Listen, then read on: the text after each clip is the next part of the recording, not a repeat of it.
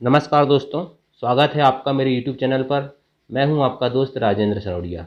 दोस्तों, आज मैं आपके लिए साइंस का एक बहुत ही इम्पोर्टेंट टॉपिक लेकर आया हूं, जिसका नाम है ओम का नियम, ओम्स लॉ। ठीक है, क्या ओम का नियम, या इसे हम कहते हैं ओम्स लॉ। ठीक है, ये टॉपिक दोस्तों बहुत इंपॉर्टेंट टॉपिक है। ठीक है, इससे न्यूमेरिकल भी आते हैं और थ्योरेटिकल वाले क्वेश्चन भी आते हैं। ठीक है, तो इसलिए बहुत इंपॉर्टेंट टॉपिक है दोस्तों। इसमें मैंने आपको 10 क्वेश्चन इंक्लूड किया है। कितने? इस टॉपिक के दोस्तों सिर्फ ओम के नियम से 10 क्वेश्चन लाया हूं, लेकिन इन 10 क्वेश्चनों को दोस्तों आपको इतने क्लियर कॉन्सेप्ट के साथ समझना है कि आपको पूरी ज़िंदगी याद रहेंगे। ठीक है, और दोस्तों आपसे मेरी एक रिक्वेस्ट है कि यदि अभी तक आपने मेरे चैनल को सब्सक्राइब नहीं किया है तो चैनल को सब्सक्राइब कर लो, ताकि दोस्तों जब भी मैं कोई इंपॉर्टेंट वीडियो डालूँ तो उसकी नोटिफिकेशन आपको मिल जाए। और जैसा कि दोस्तों मैंने आपसे वादा किया हूँ कि जैसे ही मेरे 500 सब्सक्राइबर होंगे तो मैं आपको अपने टेलीग्राम चैनल दे दूंगा, उसमें डेली पीडीएफ डलेगी। ठीक है, लेकिन सबसे पहले दोस्तों आपको 500 सब्सक्राइबर करवाना है। ठीक है, ये आपकी गारंटी है। ठीक है, उसके बाद दोस्तों आपको मैं साइंस, एमपीजीके और हिंदी, जनरल हिंदी की भी दोस्तों मैं आपको वो नोट्स दूंगा कि आप कहोगे कि क्या नोट्स मिले हैं। ठीक है, बिल्कुल इतने गजब के नोट्स हैं दोस्तों मेरे पास, सामान्य हिंदी के, एमपीएसआई के नोट्स हैं। ठीक है, उनको मैं आप पीडीएफ फॉर्मेट में दूंगा, लेकिन आप सबसे पहले दोस्तों 500 सब्सक्राइबर पूरे करवाइए। ठीक है, उसके बाद दोस्तों मेरा टेलीग्राम चैनल की लिंक मैं आपको दे दूंगा। तो चलिए दोस्तों शुरुआत करते हैं बिना वक्त गवाए। क्वेश्चन नंबर 1 है, ओम के नियम का प्रतिपादन किस वैज्ञानिक द्वारा किया गया था? बहुत इंपॉर्टेंट है दोस्तों। ठीक है, देखिए ओम के नियम का प्रतिपादन किस वैज्ञानिक द्वारा किया गया था, तो याद रखना दोस्तों, ओम के नियम का प्रतिपादन किया गया था जॉर्ज साइमन ओम के द्वारा। किसके द्वारा किया गया था? जॉर्ज साइमन ओम के द्वारा किया गया था। और ये कहाँ के रहने वाले थे? तो याद रखना, ये जर्मनी के रहने वाले थे। कहाँ के रहने वाले थे? जॉर्ज साइमन ओम जर्मनी के रहने वाले थे, जिन्होंने ओम के नियम का प्रतिपादन किया, ओम्स लॉ का प्रतिपादन किया। वो कहाँ के रहने वाले थे? जर्मनी के रहने वाले थे, और उनका नाम था जॉर्ज साइमन ओम। ठीक है, आपको ये पॉइंट बहुत अच्छे से याद रखना है। ठीक है, अब दोस्तों हमने को ये पता होना चाहिए ना कि ओम का नियम क्या होता है। ठीक है, ओम का नियम क्या होता है, याद रखना दोस्तों, मैंने पिछले वीडियो में बताया था आपको, जब विद्युत पढ़ा रहा था, कि विभवांतर क्या होता है। तो याद रखना, विभव और विभवांतर क्या होता है बता दिया हूँ। ठीक है, आपको विभवांतर समझना है दोस्तों तो उस वीडियो में आप जाके देख लें। ठीक है, तो विभवांतर जो है दोस्तों, विभवांतर क्या होता है? विभवांतर को हम डिनोट करते हैं V से। विभवांतर जो है दोस्तों वो धारा के समानुपाती होता है। ठीक है, क्या होता है? विभवांतर धारा के समानुपाती होता है। और ये जो फार्मूला है दोस्तों, इस पूरे वीडियो की जान है। ठीक है, ये फार्मूला दोस्तों पूरे वीडियो की जान है और पूरा वीडियो का कॉन्सेप्ट है। ठीक है, मतलब क्या है कि विभवांतर किसके समानुपाती होता है? धारा के समानुपाती होता है। मतलब किसी भी तार में दोस्तों यदि जो वोल्टेज होता है विभवांतर, वो धारा के समानुपाती होता है। ठीक है, अब चलो इसको देखते हैं थोड़ा। तो देखिए V समानुपाती क्या होता है? I होता है। ठीक है, तो दोस्तों जब भी हम बचपन से पढ़ के आए होंगे आपने कि जब भी हम ये समानुपाती का चिन्ह, या इस समानुपाती भी कहते हैं और अनुक्रमानुपाती भी कहते हैं। ठीक है, और जब 1/, में चल जाता है तो वो व्युत्क्रमानुपाती होता है, उल्टा होता है। लेकिन ये जो साइन दिख रहा है दोस्तों, ये समानुपाती या अनुक्रमाती का है। और जब भी दोस्तों इस साइन को हटाते हैं और बराबर का चिन्ह लगाते हैं तो एक कांस्टेंट आता है। ठीक है, एक नियतांक आता है। ठीक है, तो यहाँ पर क्या हो जाएगा? V बराबर क्या हो जाएगा? I तो I रहेगा, और एक कांस्टेंट आएगा दोस्तों R। ठीक है, तो V बराबर IR। ये फार्मूला दोस्तों आपको याद रखना है, और इसकी ट्रिक है, इसको याद रख सकते हो आप, VIR वीर। क्या? VIR वीर। ठीक है, इसको आप पूरे जीवन याद रखना, बिल्कुल 100% क्वेश्चन यहाँ से आएगा। ठीक है, V बराबर IR से। ठीक है, तो इसको आप बहुत सारे फॉर्मेट में लिख सकते हो। जैसे देखिए V बराबर IR हो गया। ठीक है, तो V बटे I बराबर R भी लिख सकते हो। ठीक है, या I बराबर दोस्तों V बटे R भी कर सकते हो। ठीक है, ये पक्षांतर करके सब आप इसके फार्मूला बना सकते हो, लेकिन आपको बेसिक याद रखना है V बराबर IR। ठीक है, और ओम के नियम के अनुसार विभवांतर धारा के समानुपाती होती है। ठीक है, इस पॉइंट को आपको याद रखना है। और R क्या है? R एक नियतांक है, कांस्टेंट है, जिसे प्रतिरोध कहते हैं। क्या कहते हैं? प्रतिरोध कहते हैं। उसे हम आगे और समझेंगे। ठीक है, तो ओम का नियम आपको इतना याद रखना है। नेक्स्ट क्वेश्चन देखते हैं, ओम के नियम से हमें किन किन राशियों का ज्ञान होता है? देखिए दोस्तों, मैंने अभी बताया V बराबर क्या होता है? IR होता है, वीर। ठीक है, तो ओम के नियम से हमें किन किन राशियों का ज्ञान होता है? V मतलब विभवांतर। ठीक है, I मतलब धारा। ठीक है, धारा मतलब परिपथ में प्रवाहित धारा, ठीक है। और आर मतलब क्या होता है, प्रतिरोध या रेजिस्टेंस जिसे कहते हैं हम इंग्लिश में, ठीक है। तो विभवांतर का भी पता चलता है, धारा का भी पता चलता है और प्रतिरोध का भी पता चलता है। तो याद रखना ओम के नियम से हमें विभवांतर, धारा और प्रतिरोध तीनों का पता चलता है, इसलिए इसका आंसर हो जाएगा उपरोक्त सभी, ठीक है। नेक्स्ट क्वेश्चन देखते हैं। ओम के नियम के सत्यापन में चालक के लिए विभवांतर तथा धारा के मध्य कैसा ग्राफ प्राप्त होता है। बहुत इंपॉर्टेंट चीज है दोस्तों। ओम के नियम के सत्यापन में चालक के विभवांतर तथा धारा के मध्य कैसा ग्राफ होता है। देखिए दोस्तों, सबसे पहले हम ग्राफ बनाएंगे। ये हो गया आपका एक्स अक्ष और ये हो गया आपका वाई अक्ष। आप यहाँ पर वोल्टेज या विभवांतर दे रहे हो और यहाँ पर ये धारा बह रही है, ठीक है। ये वी आई ग्राफ है, ठीक है। देखिए दोस्तों, मैंने सबसे पहले बताया कि V is directly proportional to I, मतलब वोल्टेज विभवांतर किसके समानुपाती है, धारा के समानुपाती है। कहने का मतलब दोस्तों है कि यदि हम विभवांतर को बढ़ाएंगे तो धारा भी बढ़ेगी और विभवांतर को कम करेंगे तो धारा भी कम होगी, ठीक है। मतलब दोनों एक दूसरे के समानुपाती या अनुक्रमानुपाती है, मतलब डायरेक्टली प्रोपोर्शनल है, ठीक है। तो देखिए, जब हम वोल्टेज को बढ़ाएंगे दोस्तों, ठीक है, मान के चलिए मैंने यहाँ पर इसको दिया 2 वोल्टेज, ठीक है, 2 वोल्ट दिया, ठीक है, और यहाँ धारा बह रही है दोस्तों उसमें 1 एम्पियर, ठीक है। तो यहाँ पर ये पॉइंट ये मिल रहा है, ठीक है। और यहाँ जब मैं 4 वोल्टेज दूंगा दोस्तों, तो ये यहाँ पर जाके मान के चलिए यहाँ क्या हो रहा है, जैसे मान चलो 2 वोल्ट धारा दे रहा हूँ मैं, 2 एम्पियर 2 वोल्ट दे रहा हूँ, ठीक है। तो धारा कितनी हो रही है, 1 एम्पियर बह रही है, ठीक है। यहाँ जब 4 दूंगा दोस्तों तो यहाँ धारा 2 एम्पियर हो जाएगी, ठीक है। तो इसी प्रकार से दोस्तों ये आगे बढ़ते जाएगा और जब हम इन बिंदुओं को मिलाएंगे, ठीक है, इन बिंदुओं को मिलाएंगे तो यहाँ एक सरल रेखा बनती है। क्या बनती है, एक सरल रेखा बनती है, सीधी रेखा, ठीक है। क्यों, क्योंकि यहाँ पर वोल्टेज किसके समानुपाती होता है, आई के समानुपाती होता है, मतलब धारा के समानुपाती होता है। तो याद रखना दोस्तों, ओम के नियम के सत्यापन में चालक के लिए विभवांतर और धारा के मध्य कैसा ग्राफ होता है, एक सीधी रेखा होती है। कैसी होती है, सीधी रेखा होती है। इसलिए ऑप्शन नंबर क्या हो जाएगा, ए आपका सही आंसर हो जाएगा, ठीक है। चलिए नेक्स्ट क्वेश्चन देखते हैं। वोल्ट प्रति एम्पियर प्रदर्शित करता है, ठीक है। वोल्ट प्रति एम्पियर क्या प्रदर्शित करता है, ठीक है। तो देखिए दोस्तों, वोल्ट प्रति एम्पियर प्रदर्शित करता है आपका ओम। क्या प्रदर्शित करता है, ओम प्रदर्शित करता है। अब ये ओम कहाँ से आया है, देखिए मैंने बताया आपको V बराबर क्या होता है, आई आर होता है। क्या होता है, V बराबर आई आर होता है, ठीक है।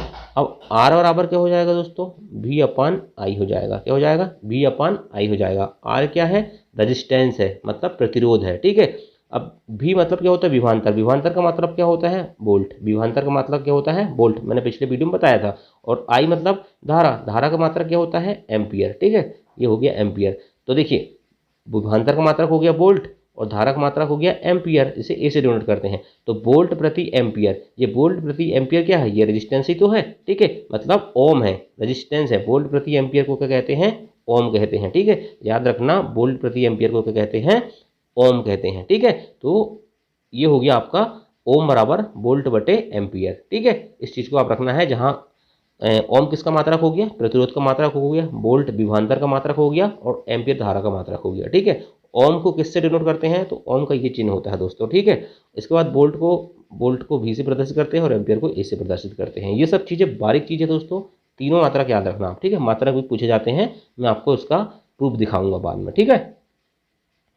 चलिए, यदि दोस्तों एक चीज़ और पॉइंट याद रखना, जैसे मान चलो 1 ओम की परिभाषा, ठीक है। अभी हम वहाँ पिछले वीडियो में 1 वोल्ट की परिभाषा ये सब दिख रहे थे। इस प्रकार से 1 ओम की परिभाषा क्या होगी, जब किसी चालक तार में एक वोल्ट का वोल्टेज दिया जाएगा और उसमें 1 एम्पियर धारा प्रवाहित होगी तो उसे 1 ओम कहा जाएगा, ठीक है। ये सिंपल सा है, ये क्वेश्चन आंसर कभी एग्जाम में नहीं पूछा जाएगा, ठीक है। बेसिक कॉन्सेप्ट के लिए आपको पता होना चाहिए, ठीक है। नेक्स्ट क्वेश्चन देखते हैं। ओम का नियम है, बहुत मैंने बताया ना दोस्तों, ये V बराबर जो आई आर का फार्मूला है ना, इस पूरे वीडियो की जान है। इसी पे पूरा वीडियो है और इसी पे पूरा कॉन्सेप्ट है और इस कॉन्सेप्ट को V आपको याद रखना है। V बराबर आई आर को भूलना ही नहीं है। तो ओम का नियम V बराबर आई आर है। क्या है, V बराबर आई आर ओम का नियम है, मतलब V is directly proportional to I, ठीक है। मतलब विभवांतर धारा के समानुपाती होता है और जब हम समानुपाती का चिन्ह हटाते हैं तो यहाँ एक कांस्टेंट लगता है जिसे R कहते हैं और R क्या है, प्रतिरोध है, जिसका मात्रक क्या होता है, ओम होता है। और ओम बराबर क्या होता है, वोल्ट प्रति एम्पियर होता है, ठीक है। नेक्स्ट क्वेश्चन देखते हैं। किसी विद्युत बल्ब से 110 वोल्ट पर 2 एम्पियर की धारा प्रवाहित होती है तो फिलामेंट का प्रतिरोध होगा, ठीक है। देखिए 110 वोल्ट क्या दिया है, V कितना दिया है, 110 दिया है, ठीक है। 2 एम्पियर मतलब I कितने दिया है, 2 एम्पियर दिया है, ठीक है। 2 दिया है, आप सीधा लिखिए, ठीक है। मात्रक बस नहीं होना चाहिए, आप बिना मात्रक के लिख लो, ठीक है। और इसके बाद वो कह रहा है प्रतिरोध क्या होगा, तो आर याद करना है। ठीक है, तो मैंने आपको बताया था अभी इससे पूरे वीडियो की जान है। ठीक है, क्या है वीडियो की जान, V बराबर क्या है, V बराबर आई आर। ठीक है, V बराबर आई आर, हमको क्या याद करना है, आर, तो आर बराबर क्या हो जाएगा, V बटे आई। ठीक है, आपको ये त्रियक गुणा पक्षांतर करके आता होगा, मैं ऐसा मान के चलता हूँ। ठीक है, आर बराबर क्या आ गया, V बटे आई आ गया, क्या आ गया, आर बराबर V बटे आई आ गया। ठीक है, थोड़ा पेन का कलर चेंज कर रहा हूँ मैं, एक मिनट। ठीक है, तो आर बराबर क्या हो गया, V बटे आई आ गया। ठीक है, अब देखिए V का मान कितना दिया है, V का मान दिया है दोस्तों 110। ठीक है, 110 दिया है, V का मान कितना दिया है, V का मान है यहाँ पर 110। ठीक है, आर बराबर V बटे आई आया था। ठीक है, तो आर बराबर यहाँ एक बार और लिख देता हूँ, V बटे आई, आपको क्लियर समझ में आएगा। ठीक है, आर बराबर V बटे आई, V का मान 110 है और आई का मान कितना है, 2 एम्पियर है, तो ये 2 कर दिए, तो काट देंगे इसको, तो 55 बार कट जाएगा, तो 55 ओम। ठीक है, प्रतिरोध का मात्रा क्या होता है, ओम होता है, तो 55 ओम इसका राइट आंसर हो जाएगा, ऑप्शन नंबर ए। ठीक है, चलिए नेक्स्ट क्वेश्चन देखते हैं।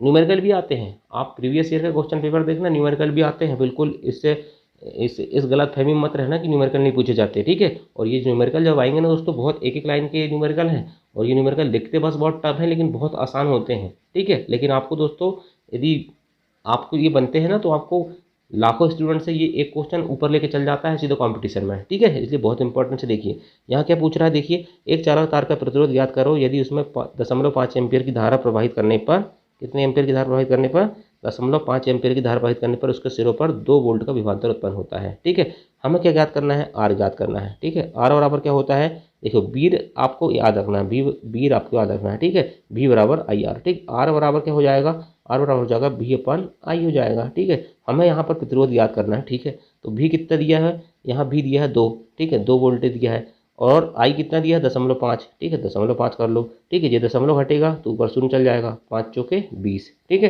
तो क्या हो जाएगा इसका आंसर, आर का मात्रा क्या मान क्या हो जाएगा, 4, और आर का प्रतिरोध का मात्रा क्या होता है, ओम, तो आंसर हो जाएगा 4 ओम। ठीक है, 4 ओम। ठीक, बार बार ओम याद करने से दोस्तों आपको प्रतिरोध का मात्रक याद होगा, और ऐसे ही आपको प्रैक्टिस करना है। ठीक है, नेक्स्ट क्वेश्चन देखते हैं, प्रतिरोध का मात्रक क्या होता है। देखिए हम बार बार जब उसको क्वेश्चन न्यूमेरिकल में सॉल्व कर रहे थे, तो आपको ऐसे छोटे मोटे क्वेश्चन ऐसे बन जाएंगे। ठीक है, प्रतिरोध का मात्रक क्या होता है, प्रतिरोध का मात्रक होता है ओम होता है। क्या होता है प्रतिरोध का मात्रक, प्रतिरोध का मात्रक होता है ओम। ठीक है, चलिए नेक्स्ट क्वेश्चन देखते हैं, प्रतिरोधकता का मात्रक क्या होता है। क्या, क्वेश्चन बहुत इंपॉर्टेंट है दोस्तों कि प्रतिरोधकता, अब ये प्रतिरोध तो सुने से हमने, लेकिन प्रतिरोधकता क्या हो गई, तो देखिए प्रतिरोध क्या होता है, धारा के प्रवाह में जो बाधा उत्पन्न होती है उसे प्रतिरोध कहते हैं। क्या कहते हैं, यदि धारा बह रही है दोस्तों, ठीक है, धारा बह रही है, ठीक है, धारा बह रही है और उसके मार्ग में बाधा उत्पन्न होती है, ये धारा बह रही है मान के चलिए। ठीक है, और उसके मार्ग में यदि क्या उत्पन्न होता है, बाधा उत्पन्न होती है, तो उसे प्रतिरोध कहते हैं। ठीक है, और इसको इस प्रकार से डिनोट किया जाता है, ये आर हो गया रेजिस्टेंस। ठीक है, ये क्या हो गया, प्रतिरोध हो गया। अब ये प्रतिरोधकता क्या आती है, चलो देखते हैं इसको भी एक बार। ठीक है, थोड़ा रुकिए एक मिनट। ठीक, प्रतिरोधकता क्या होती है, प्रतिरोधकता को कहते हैं दोस्तों रजिस्टिविटी। क्या कहते हैं, रजिस्टिविटी। चलो ठीक है, अब मैं आपको एक चीज़ और बताना चाहता हूँ कि जो प्रतिरोध होता है ना दोस्तों, वो 4 चीज़ों पर निर्भर करता है। किस किस पर, लंबाई पे, अनुप्रस्थ काट के क्षेत्रफल पे, और पदार्थ की प्रकृति पर, ठीक है, और ताप पर। किसके ताप पर, ये सब उस तार की, तार की लंबाई कितनी है, अनुप्रस्थ काट का क्षेत्रफल कितना है, पदार्थ की प्रकृति क्या है, और ताप क्या है, इस पर निर्भर करता है क्या, प्रतिरोध, रेजिस्टेंस, आर निर्भर करता है। ठीक है, तो देखिए लंबाई पर प्रतिरोध का डिपेंड करता है, तो देखिए R is directly proportional to, मैंने बताया R is directly proportional to L, मतलब जितनी ज़्यादा लंबाई होगी तार की, प्रतिरोध उतना ही ज़्यादा होगा, समानुपाती होता है। ठीक है, इसी प्रकार से दोस्तों अनुप्रस्थ काट का क्षेत्रफल जो होता है, R is inversely proportional to 1/a, अनुप्रस्थ काट के क्षेत्रफल के व्युत्क्रमानुपाती होता है। ठीक है, आर लंबाई के समानुपाती होता है, लेकिन अनुप्रस्थ काट के क्षेत्रफल के व्युत्क्रमानुपाती होता है। ठीक है, ये समीकरण नंबर 1 हो गया, ये समीकरण नंबर 2 हो गया। अब इन दोनों समीकरण से दोस्तों आर आर बराबर है। ठीक है, आर आर बराबर है, तो क्या हो जाएगा, आर बराबर क्या हो जाएगा, आर बराबर हो जाएगा, R is directly proportional to L upon A हो जाएगा। ठीक है, R is directly proportional to L upon A, और मैंने बताया जब प्रोपोर्शनल का चिन्ह हटाते हैं बराबर का लगाते हैं, तो क्या आता है, एक कांस्टेंट आता है, एक नीतांक आता है। ठीक है, क्या आता है, एक कांस्टेंट आता है, नीतांक आता है, और इसे कहते हैं दोस्तों यहाँ पर, ये हो गया आपका नीतांक। ठीक है, और ये हो गया आपका एल अपॉन ए। ठीक है, और ये जो नियतांक है ना दोस्तों, कांस्टेंट आया है, ये क्या है, प्रतिरोधकता है। ये क्या है, प्रतिरोधकता है, ठीक है, यही प्रतिरोधकता है। यहाँ पर जो कांस्टेंट लगता है इसे क्या कहते हैं, प्रतिरोधकता कहते हैं, ठीक है। तो याद रखना दोस्तों, प्रतिरोधकता का मात्रक क्या होता है, प्रतिरोधकता का मात्रक होता है ओम मीटर। अब कैसे होता है ये देखिए, अभी मैंने बताया दोस्तों कि आर बराबर क्या होता है, ठीक है, ये कांस्टेंट एल अपॉन ए, ठीक है। देखिए अब आर इंटू ए कर दो इधर, ठीक है, आर इंटू ए कर दो, और ये अपना जो कांस्टेंट आया है ये प्रतिरोधकता है, तो R into A upon L कर देंगे, ठीक है। आर का मात्रक क्या होता है, आर का मात्रक होता है ओम, ए का मात्रक क्या होता है, मतलब क्षेत्रफल का मात्रक क्या होता है, मीटर स्क्वायर, और लंबाई का मात्रक क्या होता है, लंबाई का मात्रक होता है मीटर। तो ये मीटर वाला से मीटर स्क्वायर कट जाएगा, तो यहाँ भी मीटर बच जाएगा और ओम यहाँ बचेगा, तो ये हो जाएगा ओम मीटर, ठीक है। तो ये हो गया आपका दोस्तों, प्रतिरोधक का मात्रक क्या होता है, ओम मीटर होता है। तो ये थे आज के 10 इंपॉर्टेंट क्वेश्चन, ठीक है दोस्तों। मैं आशा करता हूँ कि आपको क्वेश्चन समझ में आए होंगे, ठीक है। और नहीं समझ में आए होंगे दोस्तों तो अभी थोड़ा रुकिए, मेरे 500 सब्सक्राइबर हो जाने दीजिए, उसके बाद देखिए मैं थोड़ा इतना गजब का कंटेंट लाऊंगा, ठीक है। बोर्ड की व्यवस्था कर रहा हूँ मैं अभी, उसके बाद दोस्तों आपको डायरेक्ट बोर्ड में जब समझाऊंगा। अभी क्या होता है कि मोबाइल स्क्रीन में वीडियो रिकॉर्ड कर रहा हूँ तो थोड़ा प्रॉब्लम होती है मुझे, ठीक है, साउंड आउंड से भी और बहुत सारी चीज़ें हैं, ठीक। लेकिन अभी जैसे में बोर्ड की व्यवस्था होगी दोस्तों तो आपको ऐसा कंटेंट ला के दूंगा डेली। साइंस की क्लास तो डेली होगी दोस्तों, चाहे समय हो या ना हो, ठीक है। आज दिन भर मैं गश्ती के करने के बाद भी दोस्तों मैं अभी आया, ठीक है, और फिर अपना मैंने सोचा कि यार साइंस का वीडियो बनाना मुझे, तो फिर मैंने ये क्वेश्चन पूरे टाइप किए, ठीक है, और टाइप करने के बाद फिर वीडियो रिकॉर्ड किया हूँ, ठीक है। इतनी मेहनत करता हूँ दोस्तों आपके लिए। लेकिन यदि आप इसके बावजूद भी, ठीक है, इसके बावजूद भी दोस्तों यदि मेरे वीडियो को लाइक नहीं करते हो और चैनल को सब्सक्राइब नहीं करते हो और इसको शेयर नहीं करते हो, तो फिर ये मेरे साथ नाइंसाफ़ी होगी। क्योंकि दोस्तों देखिए, मैं कोई प्रोफेशनल टीचर नहीं हूँ, ठीक है, क्या नहीं हूँ, प्रोफेशनल टीचर नहीं हूँ, मैं फॉरेस्ट गार्ड हूँ, ठीक है। तो मुझे पढ़ाने का भी उतना अनुभव तो नहीं है, ठीक है, लेकिन आप बता सकते हो कि अब मेरे पढ़ाने का तरीका कैसा है और कैसा नहीं है। लेकिन दोस्तों यदि आप मेरे सब्सक्राइबर बढ़ाओगे तो थोड़ा मुझे मोटिवेशन होगा, ठीक है, मतलब मुझे अच्छा लगेगा और मैं उसको मोटिवेट होऊंगा। तो मैं कंटेंट की जिम्मेदारी ले रहा हूँ दोस्तों।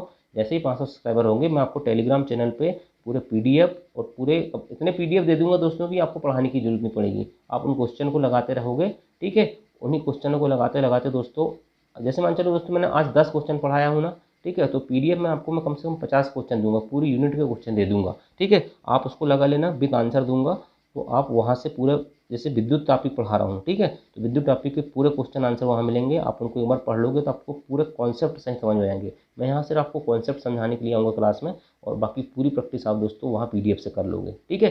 थैंक यू, जय हिंद, जय भारत।